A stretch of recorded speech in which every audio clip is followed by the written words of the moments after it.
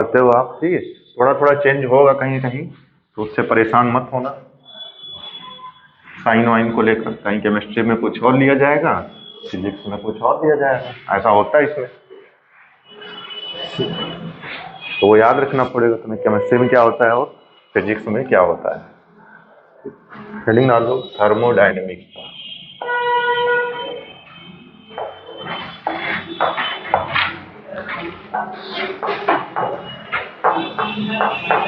Thermodynamics, नाम से ही कुछ पता चल रहा है।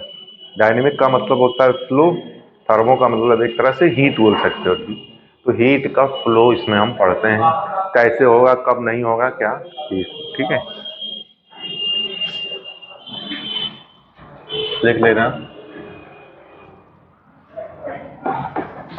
लिखिए concept of thermodynamics, concept of thermodynamics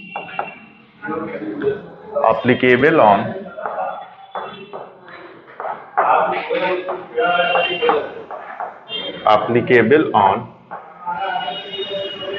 concept of thermodynamics applicable on macroscopic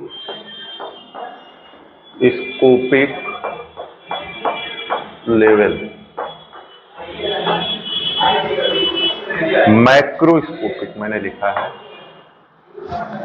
microscopic का मतलब समझना क्या होता है। जैसे आप थर्मोडाइनमिक्स में कोई भी कॉन्सेप्ट पढ़ोगे, कुछ भी पढ़ोगे, तो बल्क में लोगे मैटर, उस पर एप्लीकेबल होगा। जैसे पानी ले रहे हो तो एक मॉलिक्यूल, दो मॉलिक्यूल लोगे तो वहां कोई थर्मोडाइनमिक्स का कॉन्सेप्ट एप्लीकेबल नहीं होगा। आप बल्क में लीजिए, आधा लीटर पानी लीजिए, 100 ml पानी लीजिए, 200 ml पानी लीजिए, तो बल्क में माना जाता है, ठीक है। हालांकि 100 ml तुम्हारे लिए कुछ नहीं, ऐसे घटक जाओगे, लेकिन केमिस्ट्री के लिए 100 ml बहुत होता है। तो हमको इसमें जो भी प्रॉपर्टीज या जो भी चीजें सीखेंगे वो बल्क में मैटर लेके चलेंगे हमेशा। हम बल्क मतलब ढेर सारा जो हमें दिखाई दे, जिसको हम इधर उधर कर सकें। माइक्रोस्कोपिक लेवल पे हम स्टडी ये नहीं करते, इसमें जो भी कॉन्सेप्ट है सब मैक्रोस्कोपिक लेवल पे है। पानी का एक मॉलिक्यूल लोगे, कोई कॉन्सेप्ट इसका नहीं अप्लीकेबल होगा। एक बोतल पानी लोगे तब अप्लीकेबल होंगे, ठीक है ना। इसका मतलब तो समझ गए होगे। अब इसमें क्या क्या हमें पढ़ना है ये देखना है। छोटे छोटे टर्म जैसे पढ़ना है, यूनिवर्स जानते हो? यूनिवर्स क्या होता है? यूनिवर्स ब्रह्मांड क्या पाया जाता है यूनिवर्स में? छोटा सा ही तो होता है, छोटा सा यूनिवर्स होता है, उसको भी तुम्हें नहीं जानते हो, बताओ। हाँ, दो चीजें पाई जाती हैं, एक तो मास पाया जाता है या बोले मैटर पाया जाता है, और दूसरी एनर्जी। यूनिवर्स में बस दो ही चीजें होती हैं, मैटर और एनर्जी। कितना छोटा सा, दो ही चीजें हैं, ज्यादा कहाँ है ना, छोटा सा मैटर है, एनर्जी है, और यूनिवर्स में है क्या? कुछ नहीं है, ठीक है। मैटर और एनर्जी, ठीक, अच्छा यूनिवर्स का वह पार्ट जहां एक्सपेरिमेंटल इन्वेस्टिगेशन चल रहा होता है उसको नाम दिया था सिस्टम। और उस पार्ट के बाहर सब कुछ क्या होगा? सराउंडिंग। यूनिवर्स में दो पार्ट बोले जाते हैं, एक सिस्टम और एक सराउंडिंग। सिस्टम का मतलब जहां पे भी वो आप एक्सपेरिमेंटल इन्वेस्टिगेशन कर रहे हैं, जैसे हमारा एक क्लास चल रहा है तो एक सिस्टम होगा, इस क्लास के बाहर सब क्या है? सराउंडिंग है। जहां पे कुछ भी एक्सपेरिमेंटल इन्वेस्टिगेशन चल रहा होता है वो क्या होता है? सिस्टम होता है। उसके बाहर जो भी होगा वो सराउंडिंग होगा। सिस्टम और सराउंडिंग को जो सेपरेट करता है उसको नाम देते हैं बाउंड्री।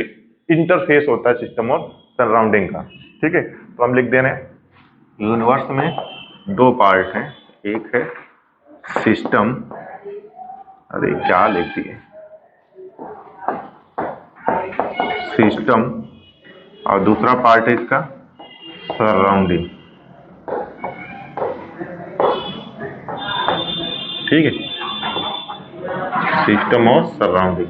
जैसे पानी अगर बॉयल कर रहे हो तुम भगोने में रख के, तो भगोने के अंदर जो भी है वो सब क्या है? सिस्टम है। वहां पे जो भी चीजें हो रही, उसके बाहर जो भी है वो सब सराउंडिंग, ठीक है। नोट कर लो, सिस्टम और सराउंडिंग।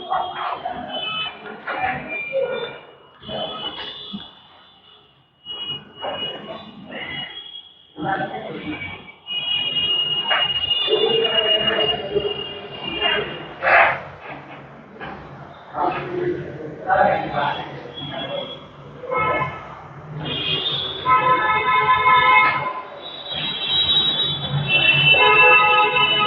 है, जैसे एक हम वेसल लें,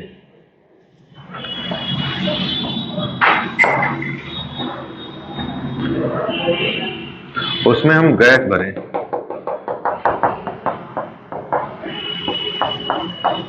गैस ले लिए, ठीक है, उसमें ऊपर हम एक पिस्टन लगा रहे हैं,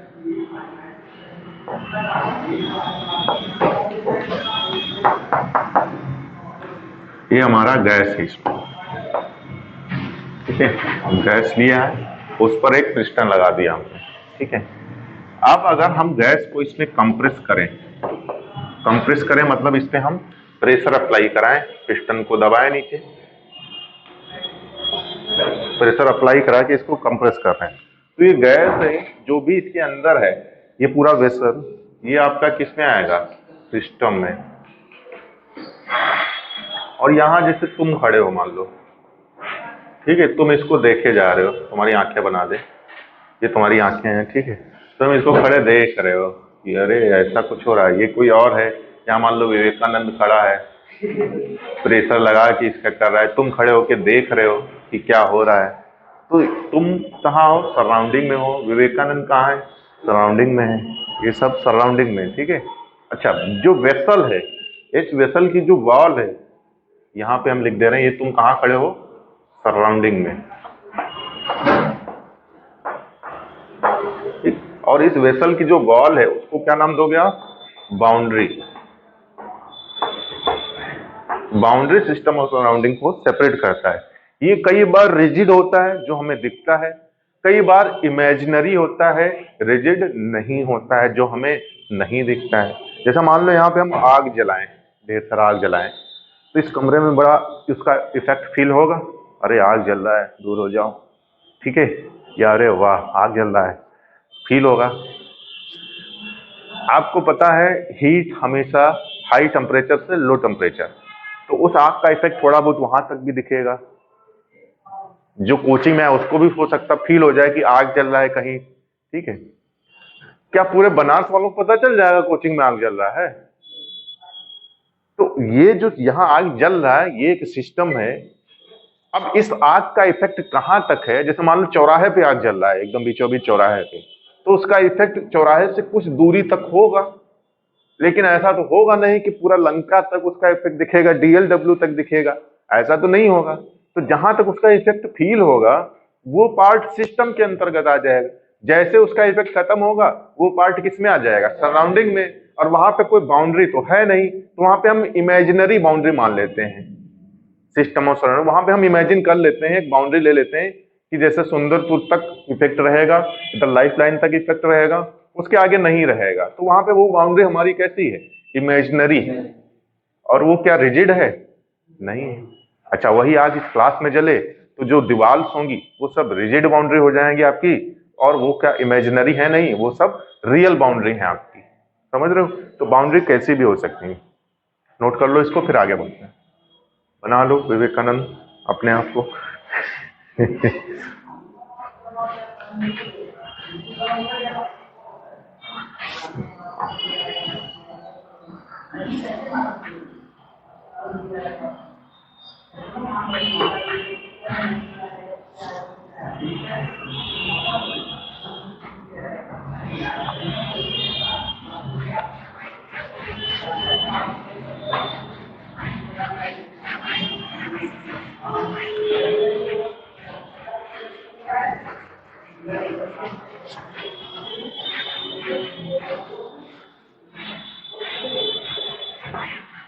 हटा दें हम,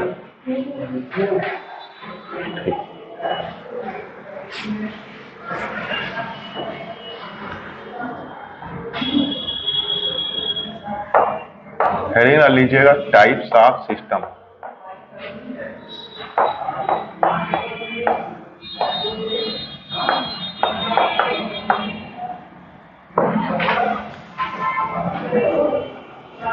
टाइप्स ऑफ सिस्टम,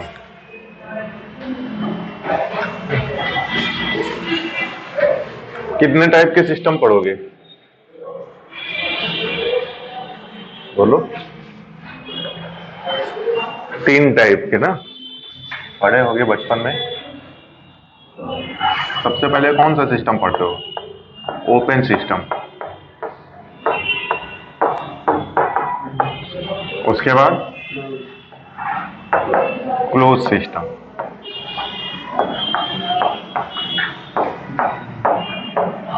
उसके बाद क्या पढ़ते हो? तीसरा बोलो।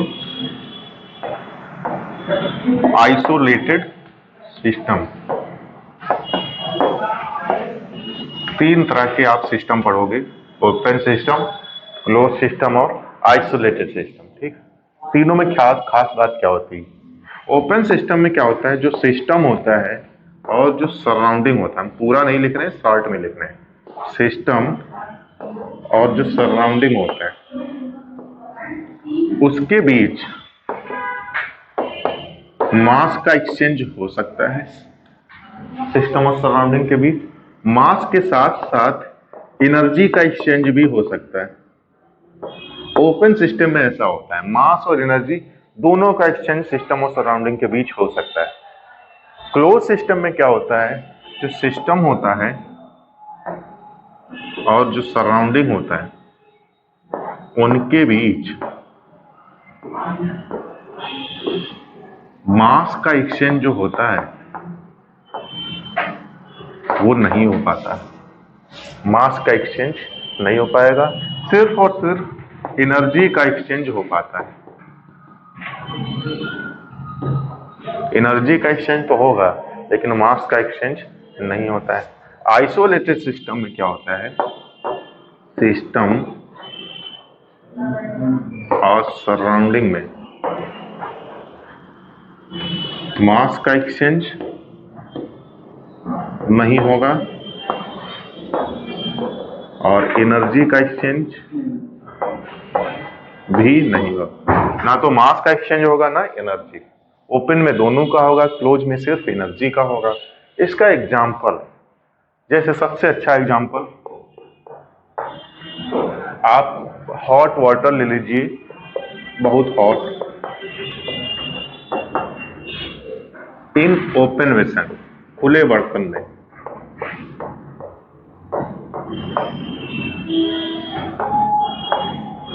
ओपन वेसल में आप हॉट वाटर ले लीजिए, तो गर्म पानी से भगोने में ऊपर से खुला हो तो वेपराइज होकर बाहर भी आएगा, सराउंडिंग में उसका वेपर आ रहा होगा। तो सिस्टम और सराउंडिंग के बीच मास का आदान प्रदान हो रहा है, साथ साथ वो पानी धीरे धीरे ठंडा भी हो रहा होगा, मतलब हीट का भी ट्रांसफर सराउंडिंग में हो रहा है। ऐसा होता है नहीं, गर्म पानी लोगे तब ना होगा ऐसा। ठीक, तो वो किस में आ जाएगा आपका, ओपन सिस्टम में। वो सिस्टम पूरा ओपन सिस्टम है, उसमें मास और हीट दोनों का आदान प्रदान हो रहा है सिस्टम। हाँ, मास का कैसे होगा, अरे जब पानी है गर्म होगा तो वेपराइज हो रहा होगा, नहीं? गैस पे रख दो, गर्म पानी बॉयल हो तो देखो वेपर बन के बाहर निकलेगा, नहीं? धीरे धीरे उसका अमाउंट घटेगा, नहीं घटेगा, कम घटेगा लेकिन घटेगा, ये बात है। तो वहां पे ओपन सिस्टम का एग्जाम्पल बन जाएगा। तुम क्या हो, ओपन सिस्टम हो, क्लोज सिस्टम हो? तुम खुद क्या हो, क्लोज सिस्टम हो, मतलब तुम इतने बड़े पैदा हुए थे तब से उतने बड़े हो। अगर तुम क्लोज सिस्टम हो, इसका मतलब जितने बड़े तुम पैदा हुए थे उतने बड़े हो आज, न बड़े न बड़े। क्लोज सिस्टम में मास का एक्सचेंज नहीं होना चाहिए ना, तुम तो बड़े होते जा रहे हो ना धीरे धीरे। तो कहां से मास बढ़ता जा रहा है तुम्हारा, सराउंडिंग से ही ना। भाई खा पी रहे हो, बड़े होते जा रहे हो, मुटाते जा रहे हो, तगड़ाते जा रहे हो, चौड़ाते जा रहे हो। हाँ, तो जाहिर सी बात, मास अगर एक्सचेंज हो रहा है तो वो किस में आएगा आपका, ओपन सिस्टम में आएगा, क्योंकि साथ साथ एनर्जी भी एक्सचेंज होता है। जैसे हम बोल रहे हैं तो हम क्या कर रहे हैं, अपनी एनर्जी खर्च कर रहे हैं ना, सराउंडिंग में जा रही नहीं आवाज हमारी, तो साउंड एनर्जी जा तो रही सराउंडिंग में। ठीक है, अब चिंगारी तो हम फेंकेंगे नहीं। ठीक, तो हम भी क्या है, ओपन सिस्टम के एग्जाम्पल है। जितने भी लिविंग थिंग्स होती हैं वो सब आपके ओपन सिस्टम में आती हैं। ठीक है, पक्का? अच्छा, क्लोज सिस्टम का एक एग्जांपल बता दो हमें, क्लोज सिस्टम का एक एग्जांपल बताओ।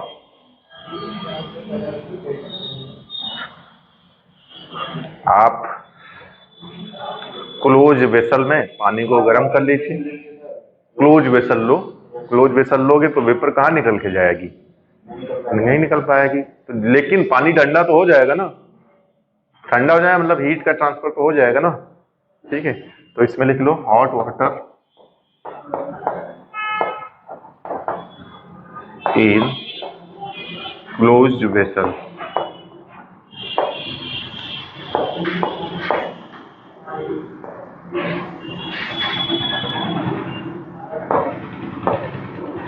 ठीक, इसका आइसोलेटेड का एग्जांपल बताओ, क्या करें? थर्मस ले लो ना, थर्मस का एग्जांपल आइसोलेटेड में आता है। हालांकि पर्पसली आइसोलेटेड तो कुछ होता नहीं है, लेकिन फिर भी उसको आइसोलेटेड माना जाता है, ठीक है। देख लेना हॉट वाटर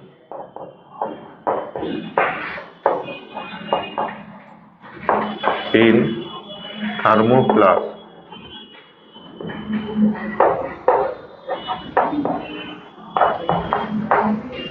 ठीक, हॉट वाटर इन थर्मोफ्लास्क।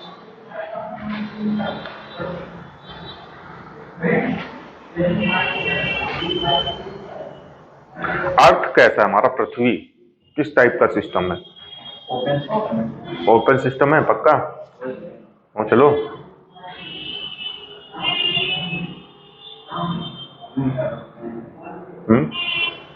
अर्थ क्या है?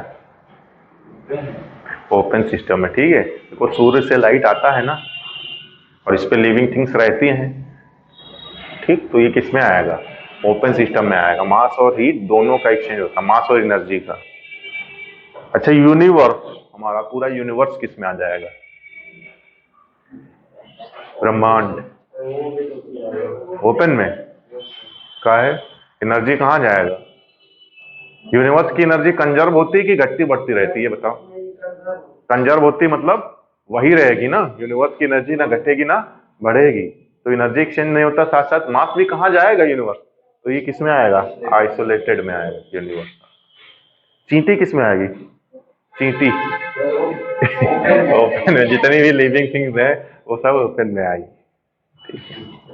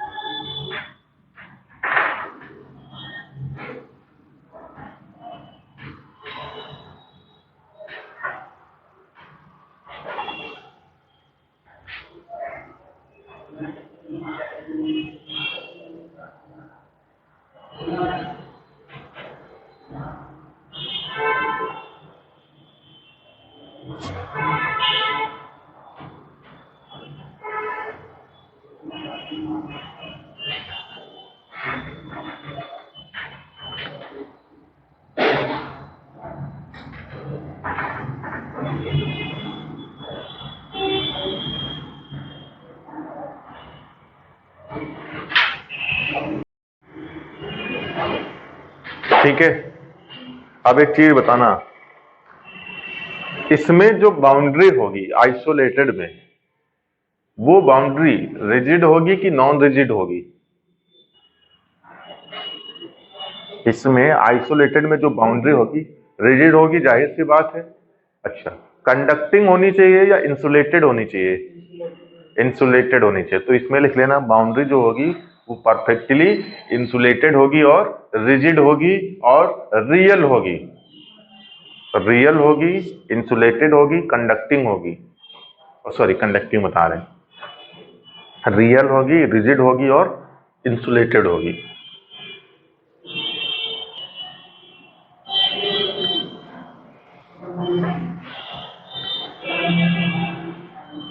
अच्छा, इसमें देखो, इसमें मास का एक्सचेंज नहीं होना है तो जाहिर सी बात बाउंड्री रिजिड होनी चाहिए, तभी तो मास का एक्सचेंज रुक पाएगा ना। लेकिन एनर्जी का होना चाहिए, इसलिए नॉन इंसुलेटेड होनी चाहिए, मतलब इंसुलेटेड नहीं होनी चाहिए। ठीक, नोट कर लो, लिख लेना।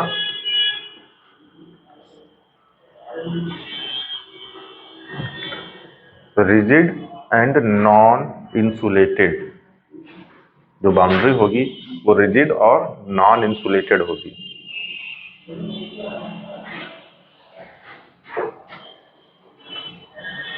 ठीक है। इसमें बाउंड्री कैसी होनी चाहिए? इमेजिनरी होनी चाहिए, क्योंकि मास का भी एक्सचेंज होना है। इमेजिनरी, और अब जब इमेजिनरी है तो सब कुछ होगा ही, ठीक है। नॉन रिजिड लिख सकते हो, imaginary and non rigid, imaginary and non rigid.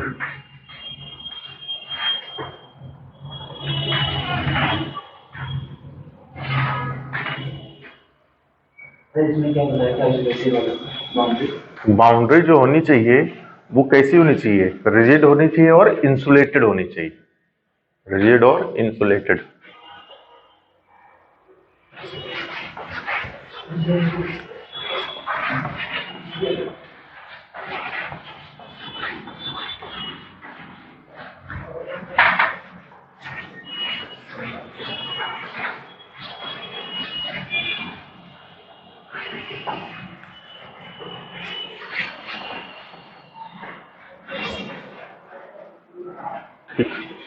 Heading डालो थर्मोडायनेमिक प्रॉपर्टीज।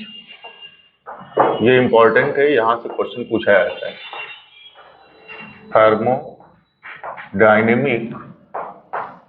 प्रॉपर्टीज,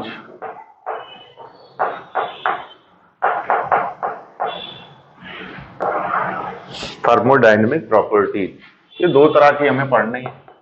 एक एक्सटेंसिव प्रॉपर्टीज,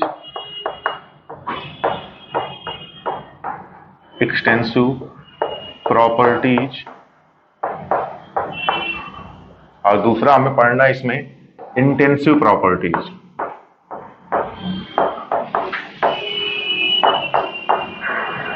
इंटेंसिव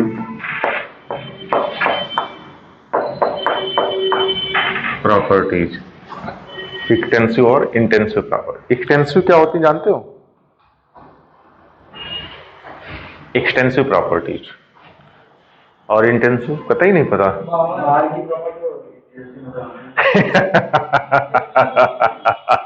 क्या लॉजिक दिए हो, बाहर की प्रॉपर्टी और अंदर की प्रॉपर्टी।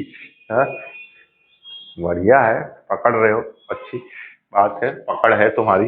सब मतलब वर्ड पे पकड़ रहे हो ना। एक्सटेंसिव मतलब बाहर वाला, इंटेंसिव मतलब अंदर वाला है। चलो ठीक है। अच्छा, एक एग्जांपल लिख रहे हैं, समझना और बताना मुझे। एक वेसल ले रहे हैं, ठीक है। इसमें मान लो हम पानी ले लिए, ठीक। इस पानी का जो टेम्परेचर है वो हम T ले लिए, ठीक है। और जो वॉल्यूम है वो हम V ले लिए। टेम्परेचर T ले लिया, वॉल्यूम V ले लिया, डेंसिटी भी ले लेते हैं साथ में, वो D ले लिए, ठीक है। डेंसिटी ले लिए D, साथ में नंबर ऑफ मोल्स ले लीजिए, नंबर ऑफ मोल्स N ले लिए, स्मॉल n।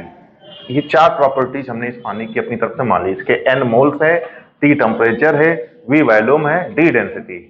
इस वेसल के बराबर हम दो टुकड़े कर दिए, एकदम बराबर दो टुकड़े कर दिए, ठीक। हालांकि बराबर नहीं दिख रहा होगा तुम्हें, लेकिन तुम मान लो बराबर, ठीक है। वो मेरी आर्ट है, उस पर मत जाना, ठीक है। जैसे मान लो दो बराबर टुकड़े कर दिए, नहीं है तो तुम समझ लो बराबर, दो बराबर टुकड़े कर दिए। तो जो दो टुकड़े हुए उनको अलग कर दिया जाए। इस टुकड़े को हमने अलग किया और इस टुकड़े को भी अलग कर लिया। अब एक टुकड़े की बात कर लेते हैं। इसका जो वॉल्यूम होगा इस टुकड़े का, वो वॉल्यूम V/2 हो जाएगा। जो नंबर ऑफ मोल्स होंगे वो भी आधे बचेंगे, N/2। लेकिन इस टुकड़े का जो टेम्परेचर होगा वो तो T ही रहेगा, जो डेंसिटी होगी वो तो D ही रहेगी। क्या पानी की डेंसिटी उसके अमाउंट पे डिपेंड करेगी? तो इसमें देखो हमने चार प्रॉपर्टी ली थी, जिसमें से दो प्रॉपर्टी आधी हो गई, जबकि दो प्रॉपर्टी जो ली थी वही रह गई, अमाउंट पे डिपेंड ही नहीं की। ऐसा हुआ है? तो जो प्रॉपर्टीज अमाउंट पे डिपेंड नहीं की, इंडिपेंडेंट रही, उसको नाम दिया था इंटेंसिव प्रॉपर्टी। इंटेंसिव मतलब independent on the amount of substance. और जो प्रॉपर्टी डिपेंड की, जैसे वॉल्यूम है, नंबर ऑफ मोल्स है, उसको हम रख देते हैं एक्सटेंसिव प्रॉपर्टी। ऐसी प्रॉपर्टी जो सब्सटेंस के अमाउंट पे डिपेंड करेंगी। ठीक है, लिख लेना इसमें दोज प्रॉपर्टीज, लिखो साथ में, those properties which depends on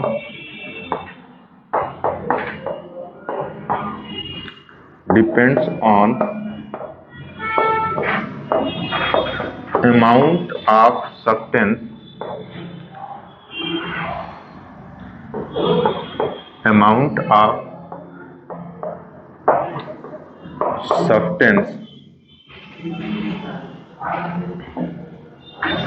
इसमें लिख लेना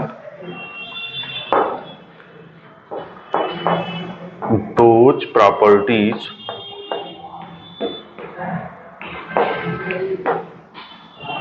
which independent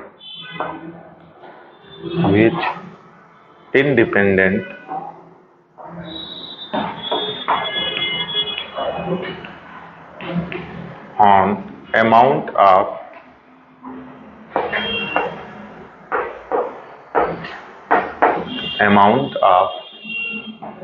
substance,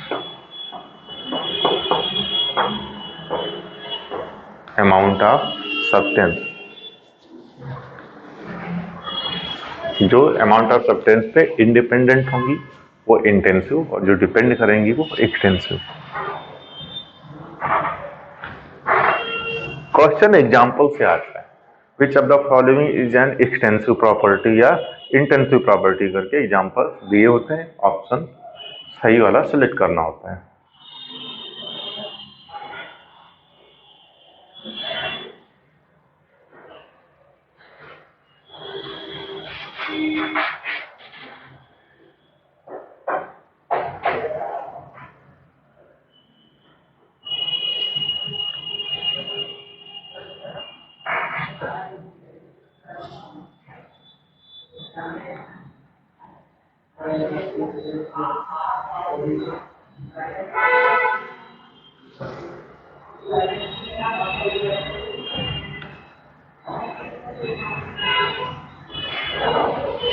ठीक है, इसके एग्जांपल्स लिख लेते हैं।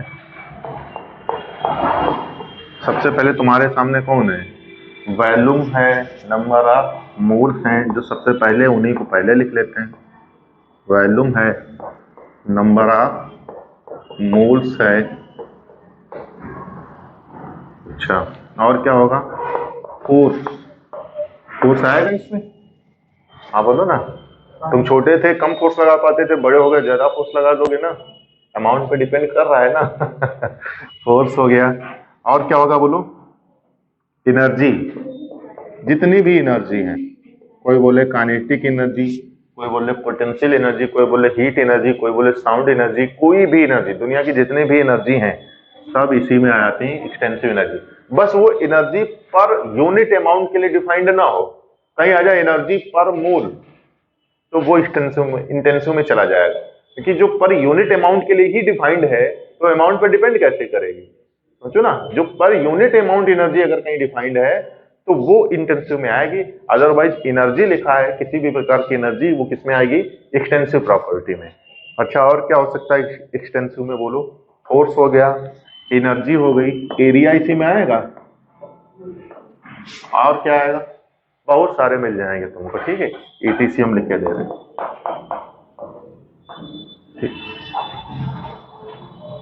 इसमें इंटेंसिव में क्या क्या लिखने बताओ।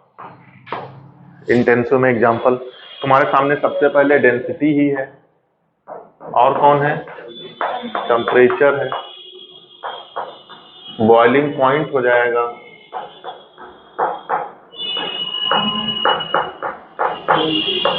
मेल्टिंग पॉइंट, फ्रीजिंग पॉइंट, ये सब। ठीक है, प्रेशर भी इसी में आता है, ध्यान रखना, प्रेशर गोला मार दे रहे हैं, ये याद नहीं रहता बच्चों को, प्रेशर।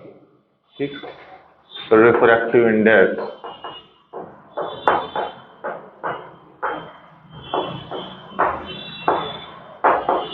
पीपीसी लिखे दो। ये सब आपका इंटेंसिव में आता है। हटा दें अभी इधर।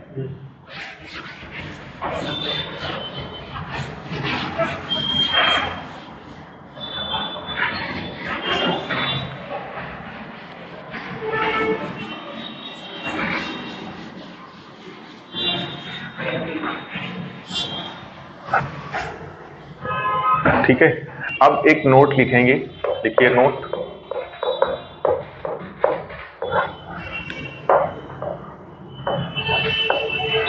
रेशियो ऑफ, लिखिए ratio of two extensive property, ratio of two extensive property, two extensive properties are an intensive property। दो एक्सटेंसिव का अगर हम रेशियो कर लें तो वो इंटेंसिव प्रॉपर्टी बनाती हैं। इसका सबसे अच्छा एग्जांपल तुम्हारे पास डेंसिटी है। डेंसिटी क्या होता है? Mass upon volume. और मास तो एक्सटेंसिव होगा, वॉल्यूम भी एक्सटेंसिव होगा, और इन दोनों का रेशियो क्या बना रहा है? डेंसिटी बना रहा है। और जो डेंसिटी होता है वो कैसा होता है? इंटेंसिव होता है। तुम इसको लिख लेना एक्सटेंसिव, इसको भी लिख लेना एक्सटेंसिव, और इन दोनों का रेशियो किए तो एक मिला हमें इंटेंसिव। ऐसे ही प्रेशर, कभी कंफ्यूज होना तो प्रेशर क्या होता है? F/A होता है। F क्या है? फोर्स एक्सटेंसिव, एरिया भी एक्सटेंसिव, दोनों का रेशियो एक इंटेंसिव। ठीक है। कोई पूछे मोलैरिटी, मोलैरिटी तो क्या होता है? नंबर ऑफ मोल्स होता है अपॉन वॉल्यूम। तो ये भी क्या होगा? इंटेंसिव, इंटेंसिव हो जाएगा ना। नॉर्मेलिटी क्या हो जाएगा? Intensive, gram equivalent upon volume. ठीक, ये सब आपके इंटेंसिव हैं, नोट कर लेना।